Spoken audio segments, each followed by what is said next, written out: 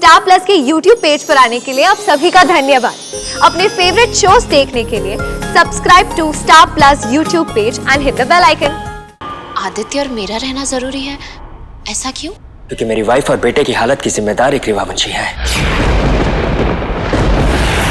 दिव्या, यानी आपकी माँ।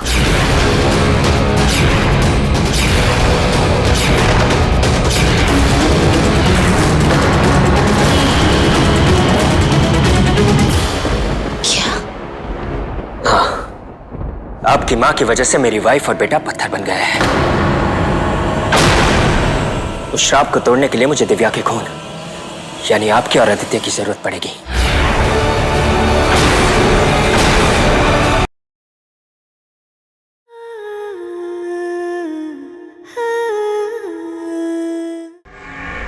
गलती तो मेरी भी है। मोहना की फितरत में अच्छी तरह जानती थी, लेकिन फिर भी उसकी बातों पर यकीन कर लिया मैंने। उसने मुझसे कहा था कि अंश का जुड़वा भाई पैदा होते ही मर गया, और मैंने उसकी बात मान ली। इतनी बड़ी गलती कैसे हो गई मुझसे?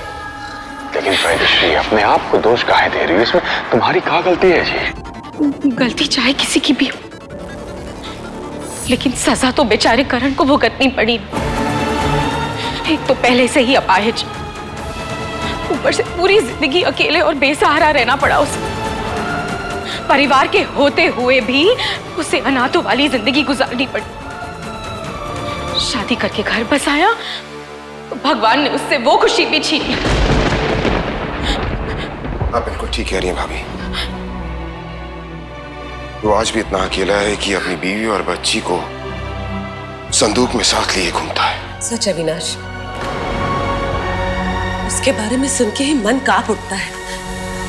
इतना दुख उसने अकेले कैसे सहा होगा? वो अकेला था, अब नहीं है। अब हम सब उसके साथ हैं।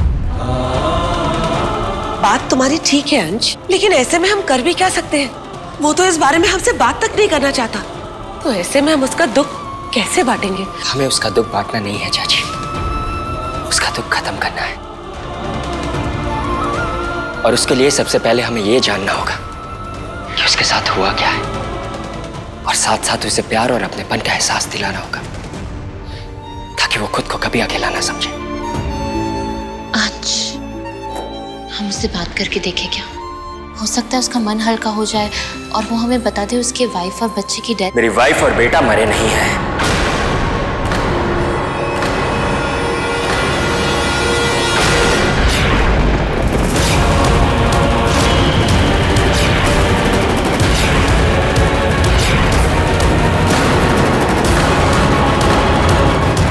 वो दोनों जिंदा है, लेकिन किसी ने जादू से उन्हें पत्थर बना दिया है। लेकिन वो ठीक हो सकते हैं और मैं उन्हें ठीक करके रहूंगा।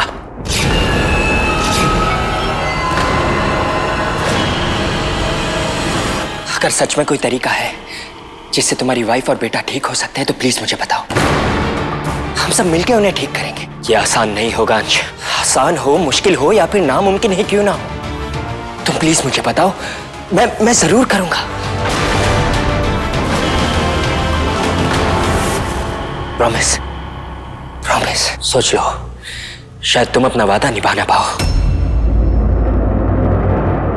एक भाई से अपने भाई का वादा है।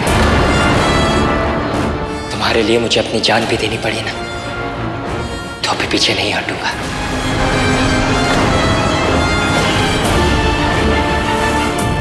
करण बेटा, बताओ ना, हम कैसे कर सकते हैं तुम्हारी मदद?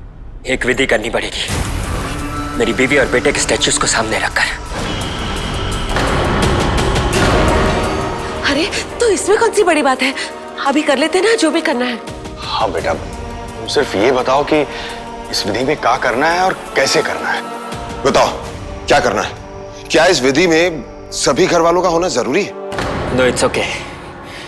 इस विधि में सिर्फ प्यार और आदित्य की जरूरत पड़ेगी। बाकी कोई हो ना हो, कोई फर्क नहीं पड़ता। आदित्य और मेरा रहना जरूरी है, ऐसा क्यों? क्योंकि मेरी वाइफ और बेटे की हालत की जिम्मेदार एक रिवावंशी है। दिव्या, यानी आपकी माँ।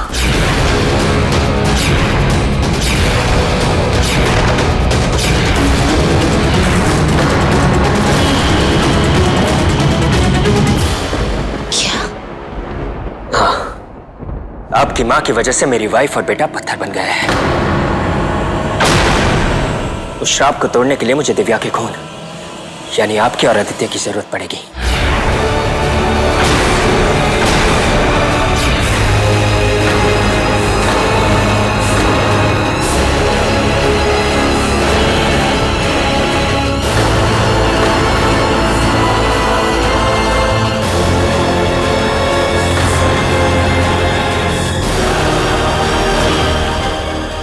एक बात मुझे समझ नहीं आई,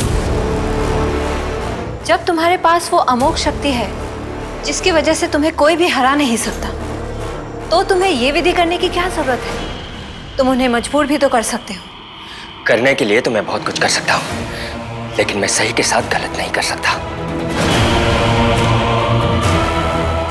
मेरे साथ जो भी हुआ उसमें अंश का कोई दोष नहीं है। मैं नहीं चाहता अंश इन सब में पड़े और मुझे उसे कोई नुकसान पहुंचाना पड़े। मुझे कुछ सही नहीं लग रहा है। करण जिस पूजा की विधि के बारे में बात कर रहा था उसके बारे में मैंने कभी नहीं सुना है। ऊपर से पापा भी फोन नहीं उठा रहे कि मैं उनसे पूछकर कंफर्म कर लूं।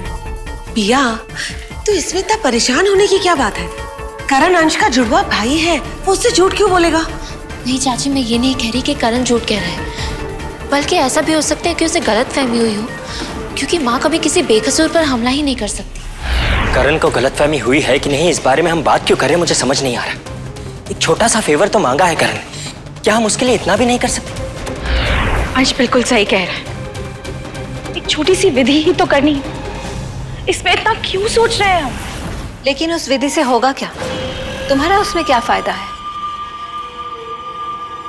निशान जी ने बताया है कि दिव्या का स्पेल तभी टूटेगा जब मेरी बीवी और बेटे के आंखों के सामने सुनहरी रेत पिया और उसके बच्चे पर डाली जाए। ये विधि मुझे वो मौका देगी। पिया, तुम बेकार में करण पर शक कर रही हो। अंश, मैं करण पर शक नहीं कर रही हूँ, मैं बस इतना कह रही हूँ कि मुझे कुछ गलत लग रहा है। यहाँ पूजा पाठ जैसे काम में क्या गलत हो सकता है? तुम्हें और मुन्ने को उसकी बीवी बच्चे की मूर्ति के सामने बैठ के सिर्फ प्रार्थना ही तो करनी है। जैसे ही पिया और आदित्य मेरी बीवी और बेटे के स्टैचू के सामने बैठेंगे, वैसे ही सुनहरी रेत की मदद से मैं दिव्या का श्राप उन पर डाल दूंगा।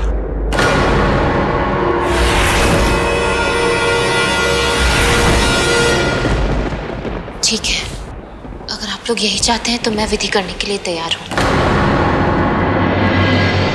लेकिन उससे पहले मुझे करण से कुछ पूछना है।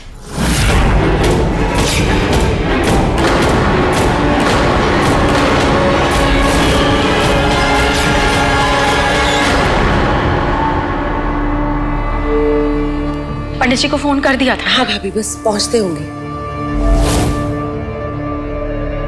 आदि कहाँ गया?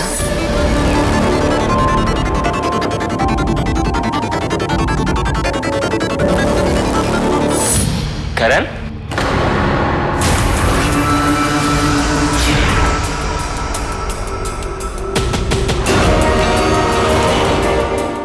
पूजा की सारी तैयारियां हो गई है। थैंक्स, मैंने भी सारी तैयारियां कर ली है। आदि पता नहीं कहाँ चला गया। आदि,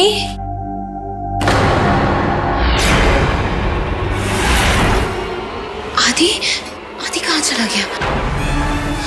आदि, आदि, आदि,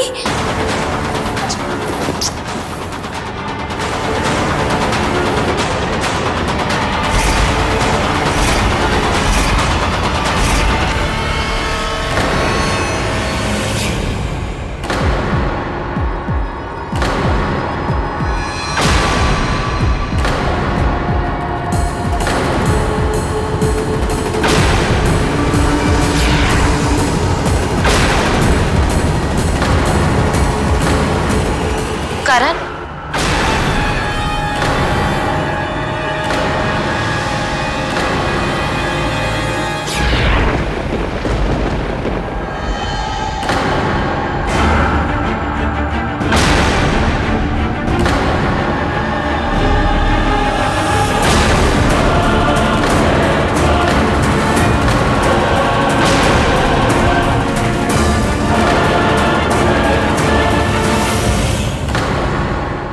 मुझे तुमसे कुछ पूछना है।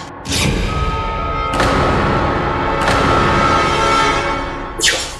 तुमने कहा मेरी माँ ने तुम्हारी बीवी और बच्चे पर हमला किया था, लेकिन मेरी माँ कभी किसी बेकसूर पर हमला नहीं करती थी। उन्होंने मुझ पर हमला किया था, उनका निशाना चूक गया और मेरी जगह मेरी बीवी और बेटा पत्थर बन गए। लेकिन मेरी माँ ने तुम पर हमला क्यों किया था? क्योंकि मैं एक दावंश हूं और वो एक रिवावंशी थी। भैया, तुम्हारे सवाल का जवाब मिल गया है। अब विधि शुरू करते हैं। अंश, मेरी माँ का निशाना कभी नहीं चूका था। मैंने खुद अपनी आंखों से देखा है माँ को उड़ती चुड़ैल पर 5 नग बाण चलाते हुए, वो भी 100 फीट की दूरी से। तो जब बारी तुम्हारी आई तो उनका निशाना कैसे चूक गया?